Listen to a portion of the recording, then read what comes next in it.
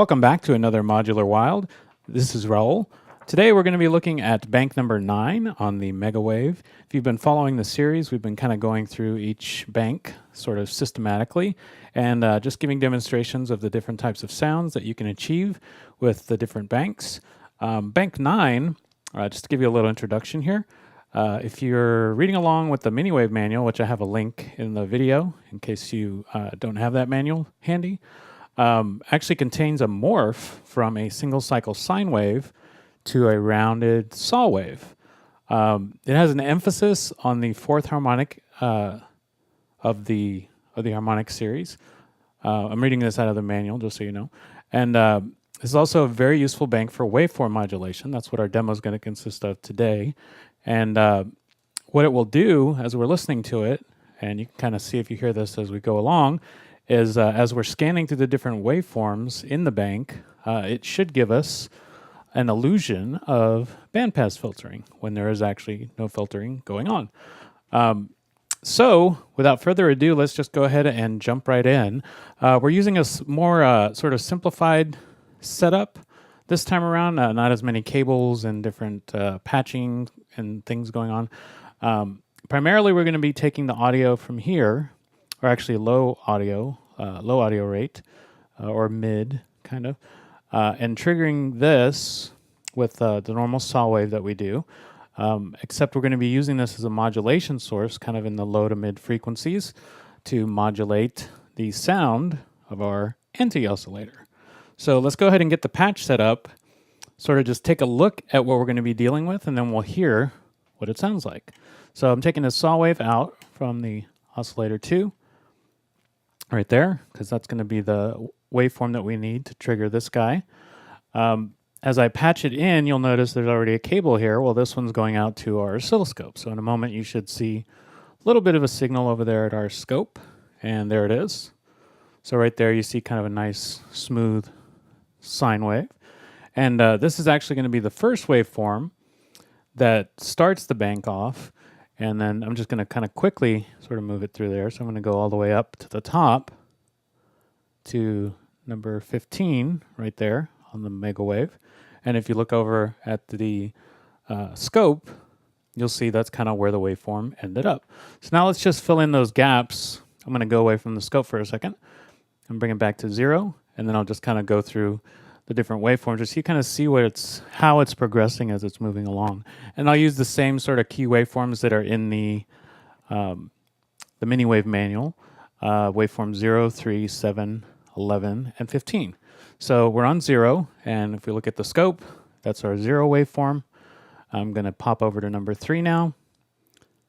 So right there, number 3. And if you look at the scope, that is our waveform 3. Kind of like what's in the manual. I'm going to go to waveform 7. And let's see, waveform 7. This is just a continuation. This one actually has the addition of the third harmonic, in case you are kind of curious about that. And then the next one is going to be waveform 11. So there we are, waveform 11. If you look at the scope, quite different than what we've had each time. So now we're going to go to waveform 15. There's waveform 15. And if you look at the scope, that's sort of where we end up. So we kind of have an idea as to what it looks like, but now let's hear how those modulation sources will change what we're hearing. So we're just going to take sort of a drone audio rate oscillator from our anti-oscillator over here, and I'm just going to patch this out to our mixer. So I'm just taking a triangle wave out from there. I could use the Mayhem output, but we'll talk about that later. So I'm going to patch this in, and we should hear, there's our basic triangle wave type sound. And so now we're going to use the modulation source that we see over at our scope to sort of modulate the pitch of the anti-oscillator. Now for those of you who have heard a sine wave, which is what we have at our scope over there, modulate the pitch, this should sound fairly familiar. So I'm just going to patch it into the 1 volt per octave. And we have this kind of cyclic moving up and down. And if I adjust my oscillator to pitch, you can kind of hear it slow down. So it's just kind of a smooth up and down kind of motion. So now let me shift over to maybe waveform. Let's just go to waveform 3. And that's kind of what that modulation sounds like now. That's a little bit different. Now let's try waveform number 7. Moving up to waveform 7. And that's kind of what that modulation sounds like, and that's what it looks like over at the scope. Now let's pop over to waveform 11.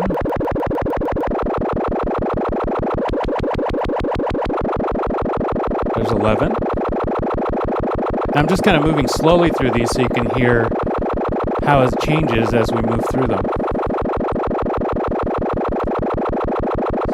So now let's go, I think it's to 15. So there's 15. And we've heard that before.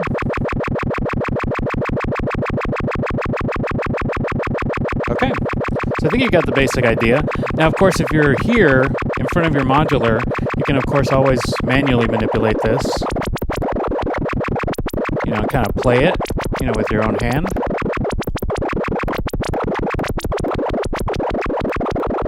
But it's always more fun if you can sort of automate the process a little bit. And so what we're going to do to actually make it sort of jump around the different waveforms is use a modulation source. Now, if you've watched some of the previous videos, you've seen us use the sequencer up here, the Moskwa, to sort of change the patches within each of the banks. So taking the output from the sequencer there, and I'm going to patch it into the wave in over here. And now you can see the numbers over at the Megawave are changing according to the sequence over here at the sequencer. Now I could sort of slow this down. Let's see, where's my... like that. And then my numbers are still shifting, but they're shifting sort of at a slower rate. You can kind of see that. Let me just turn up my modulation amount all the way up, and then also adjust the sort of center patch that I'm on.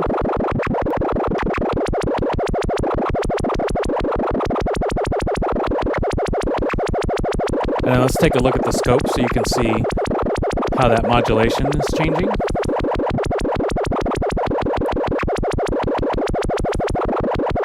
Now I'm going to do one more thing.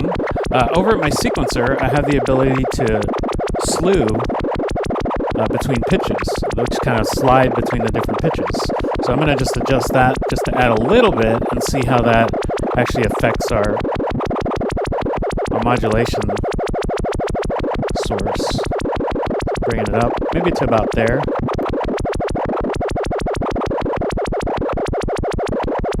You can kind of see it sort of acting a little more erratic and not jumping as distinctly to each of the numbers.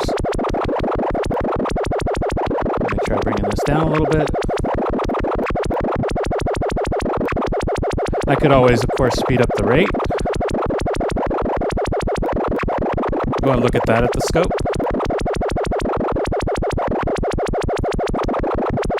Now, if I wanted to adjust the rate of, let's see, the modulation signal, I could adjust the rate of my oscillator 2 over here up. So there it's going a little faster. That's actually the modulation that's going to the anti-oscillator. So you get a lot of kind of interesting, different, diverse sounds. And the only reason I'm kind of showing this is you can actually use the triggering that the saw wave is doing from the oscillator 2 into the Megawave in the low frequency or the audio rate frequency.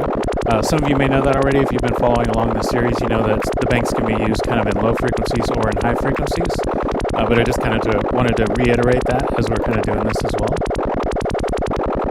Okay, so let me unpatch that and take that out. And let's just do one more modulation source. I'm going to use the noise ring, and then we'll wrap up this segment. So I'm going to take output number 2, and this is just going to generate different settings over here, so different patches and waveforms. And if you look at the scope, you should see that.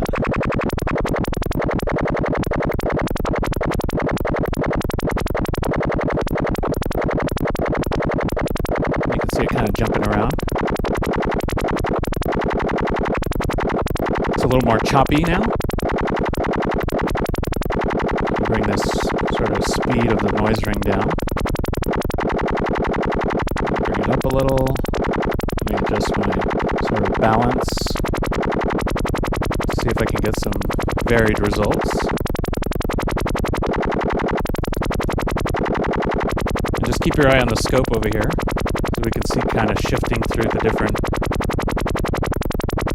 types of modulations. So this is good for a nice changing modulation source if you're using this for waveform modulation, or if you wanted to use it for something else like audio rate modulation as well. And there you have it. That is bank 9, or my take on it, of the Megawave. So now let me unpatch this, and we'll talk about what's going to be next in the series. So in the next bank, or not bank, but bank, sorry about that. Next bank is going to be bank number 10, and it's also something to do with sine waves, but this one's going to be a little bit different. It's going to be dealing with sine wave that starts at 80% amplitude and then goes through the next 15 harmonics with 20% amplitude. It's a very, very cool sound. I was playing with it a little while ago. So hopefully you'll join us for that particular demo that we do in an upcoming segment of Modular Wild. If you have any suggestions or feedback or things you might want to see in that specific segment, please be sure to leave it on the YouTube page. And as always, thanks very much for watching. Hope you got something useful out of this, and we'll see you next time.